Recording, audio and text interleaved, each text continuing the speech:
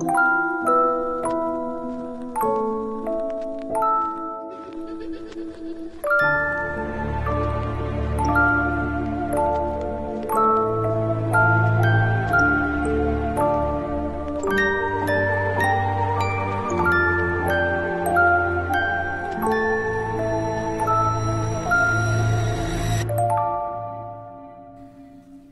à tous, bienvenue dans ce 6e épisode de Témoignages, une émission où vous découvrez chaque semaine des histoires réelles racontées sur internet par des utilisateurs.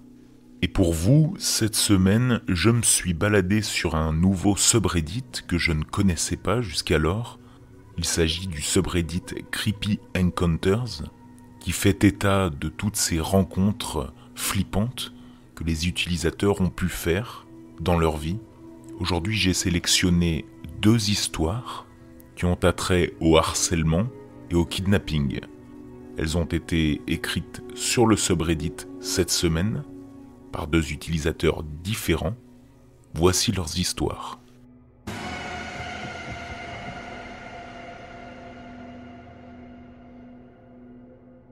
C'est long, mais je peux encore me souvenir de tout ce qui s'est passé. C'était au début des années 2000, et je me promenais dans le quartier de ma cousine. J'essayais de trouver dans quel appartement elle habitait.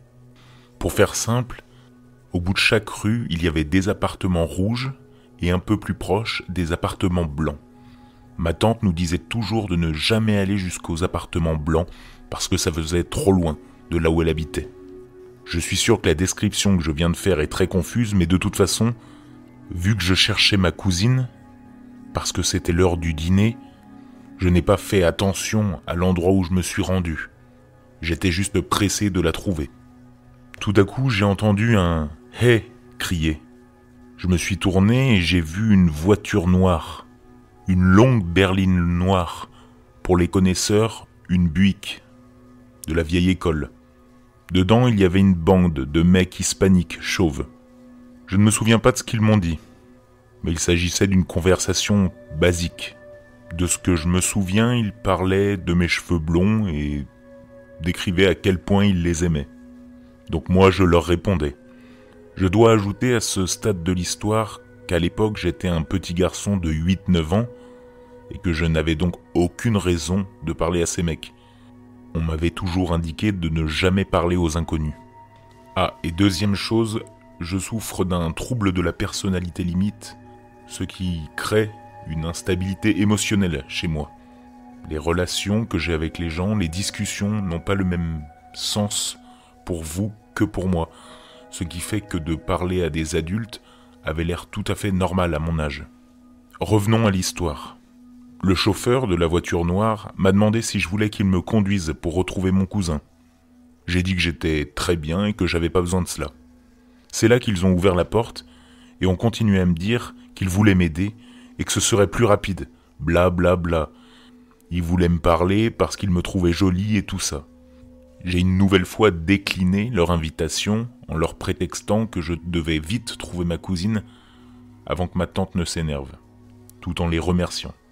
Le seul gars qui était à l'arrière a commencé à sortir de la voiture, tout en me poussant, me disant de monter, de venir faire un tour avec eux. Avant que le type ne s'approche trop de moi, j'ai entendu ma tante crier le nom de ma cousine et de mes cousins, et je l'ai vu se tenir juste là devant sa porte. J'ai regardé le gars qui marchait vers moi et les autres gars dans la voiture. À ce moment-là, je ne savais pas si je devais courir, répondre ou faire quoi que ce soit. Mais le gars s'est vite retourné, celui qui était sorti, tout en regardant les autres gars de la voiture. Il est remonté et ils sont partis rapidement. Ma tante a commencé à s'énerver en marchant rapidement vers moi, me jurant de rentrer, parce qu'elle avait vu les gars me parler. Franchement, elle m'a démonté. J'ai revu ces mecs quelques jours plus tard. Ils faisaient le tour du quartier en voiture, la nuit. Ils ont essayé plusieurs fois de me faire venir leur parler. Heureusement pour moi, je suis toujours resté dans le jardin de ma tante. Et chaque fois, je les ai ignorés.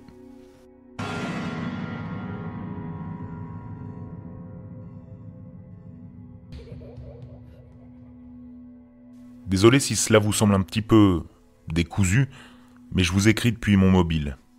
Il y a plusieurs années, je crois entre 2011 et 2012, je vivais dans une ville appelée Dixon, située dans le Kentucky, aux États-Unis. Là-bas, il y a une population estimée à environ 887 habitants.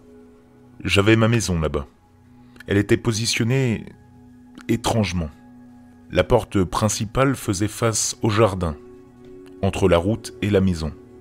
Et à côté de la porte, il y avait une énorme fenêtre, assez grande pour que quelqu'un puisse entrer. Cela me donnait toujours l'impression que quelqu'un pouvait entrer par effraction. Ma chambre était juste en face de la porte, dans le couloir. À côté de ma chambre, il y avait une salle de bain, un placard et la chambre de mes parents. Et donc, la cuisine et la salle à manger sont situées à côté de la porte où se trouve l'énorme fenêtre. Alors oui, ça m'a toujours donné la mauvaise impression que quelqu'un essayait d'entrer. Alors une nuit, alors que ma mère était en train de cuisiner et mon père travaillait tard le soir dans une usine, ma mère m'a demandé si je pouvais remuer la nourriture pour qu'elle puisse aller aux toilettes. Alors je l'ai fait. Et tout en remuant la casserole, j'ai vu un homme qui regardait par la fenêtre. Il avait des cheveux bruns dans tous les sens, un jean et une chemise bleue. J'ai donc crié pour que ma mère revienne, et je lui ai dit d'appeler vite les flics.